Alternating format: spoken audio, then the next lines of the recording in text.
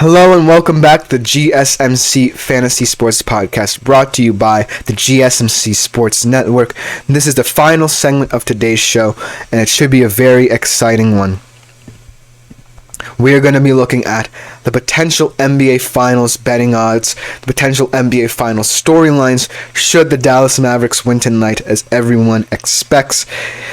I think that this series is going to be very tough for a Boston Celtics team who could have lost at least 3 of the games they played in that 4-game series. They were very lucky to even win last night and win the game before. But ultimately, I think that this series is going to be a huge test for them should Dallas win tonight. We'll get to those storylines in a bit.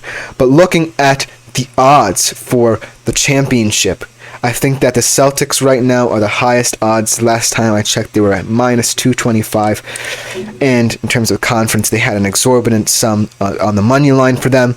In terms of Dallas, they are at plus 185 for their money line to win the championship. And in terms of conference, they're at minus 2,500.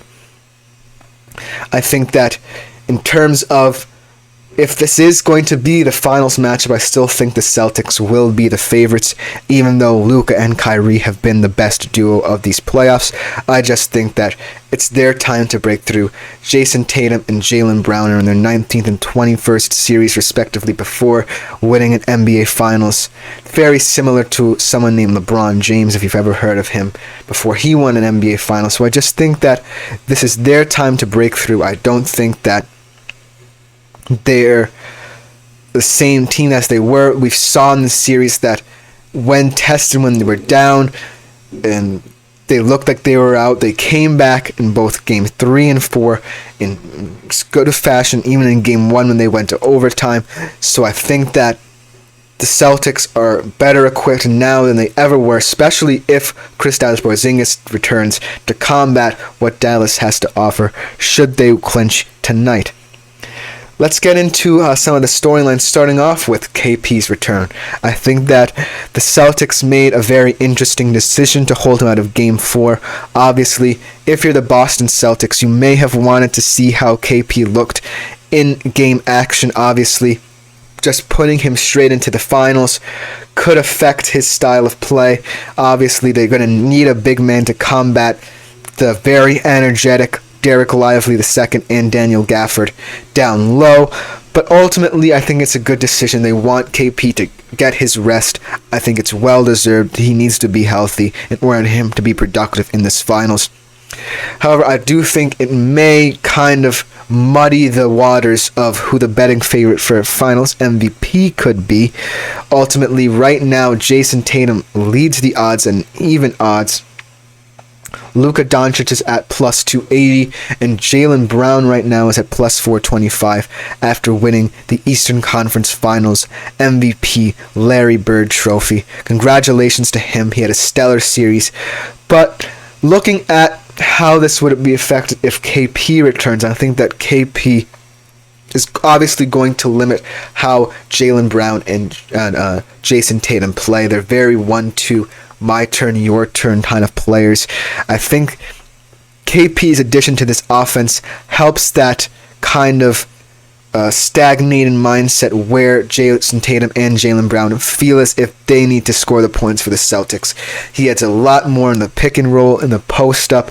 I just think that Kristaps Porzingis, if he's fully fit and plays as if he's fully fit, could kind of limit how people go forward in terms of who they view as the betting favorite. That might elevate a player such as Luka Doncic. Right now, Luka Doncic is second in terms of the betting odds for NBA Finals MVP. Deservedly so. He's part of that duo with Kyrie Irving that has been so incredible in this series against Minnesota. Obviously, he's averaged over 35 points per game in this series. So, Luka Doncic right now could find himself, if the Dallas Mavericks win this series and maybe even get an early lead in the NBA Finals should they get there.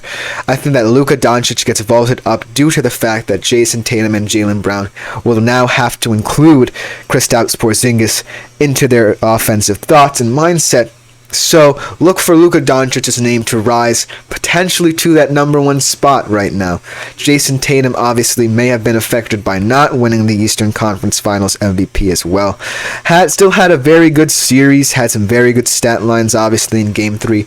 Very impressive stat line where he was the first player to have a stat line of that kind without any turnovers. But ultimately, the Dallas Mavericks are a different animal in my opinion, and I just think that Luka Doncic could find himself sitting pretty at the top of the NFL of the NBA Finals, MVP rankings. Now, looking ahead as to how KP will have to play against Lively and Gafford, I think that the Dallas Mavericks have the benefit of rotation between these two exciting young players in their defensive front. I think that Lively and Gafford are two spark plugs. They don't score points, but they're definitely going to be tasked with limiting the production of Kristaps Porzingis.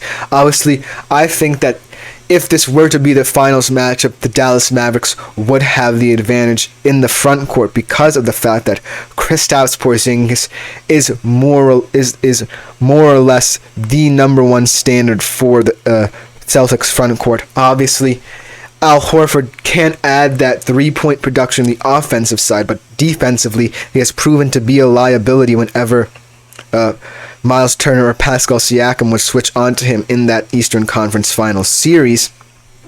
So ultimately, I think that Lively and Gafford will be able to get their opportunities to add their role-playing depth and tenacity down low in the paint to combat Kristaps Porzingis and not fully fit Kristaps Porzingis as well.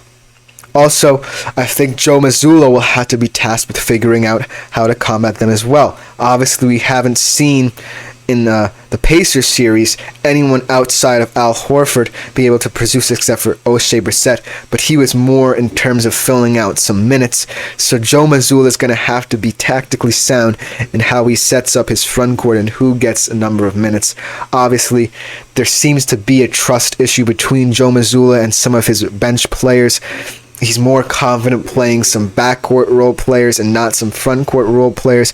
Obviously, Luke Cornett's injury was also a very big thing that kind of influenced that decision-making, where Joe Mazzulla felt that he had to force his hand and had to put Al Horford out there for an exorbitant amount of minutes.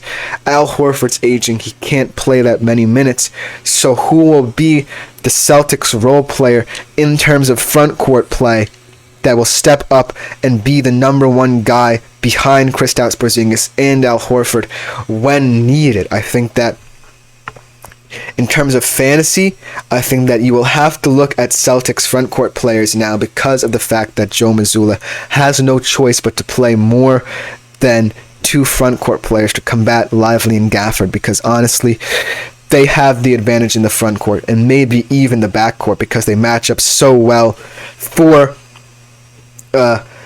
their style of play to kind of combat Jason Tatum and Jaylen Brown. So looking at these two duos then, Jason Tatum and Jaylen Brown against Luka Doncic and Kyrie, what we've seen out of Luka and Kyrie is the fact that they can play off each other so well.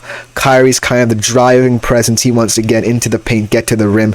Luka is then able to get his mid-range going and the three-point production going. As we can see, it's kind of a tale of two halves where Kyrie kind of takes over one half and Luka kind of elevates his play in a latter half, whereas Jason Tatum and Jaylen Brown, they don't really have those moments where one of them steps to the plate. And that has been a huge problem for Boston. Which one of them is going to be that personality that says, hey, I'm dominating the ball? It looks like Jaylen Brown might be the guy going forward because of the fact that as Eastern Conference Finals MVP, he did have that big game in Game 2 where he had 40 points.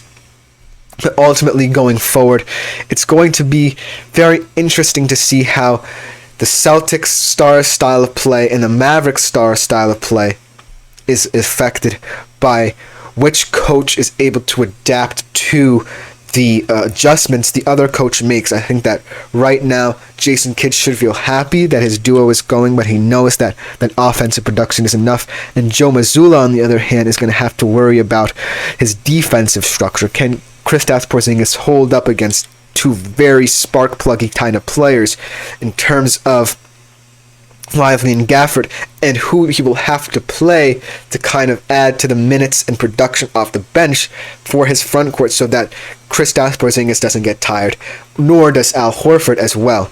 But that should just about do it for this segment. I love talking about the potential NBA Finals implications should the Mavericks win tonight. Should be a very exciting game for tonight in the Western Conference. But that is going to do it from the GSMC Fantasy Sports Podcast. Like, follow, and subscribe to the show, please. Also consider leaving a tip or donation at the link gsmc.cloud. It'll be very appreciated for the network, me, and my fellow podcasters. But that's just about do it. My name's been Christopher Sheppard. Join us tomorrow. We should have another exciting show ahead. Thank you guys for tuning in. Let's go. I wake up to a little bit of drool on my pillow, feel like it's gonna be a bad day. Yeah, I'm tired of shit, and the coffee ain't hit yet. Damn, ain't that great. I don't wanna go to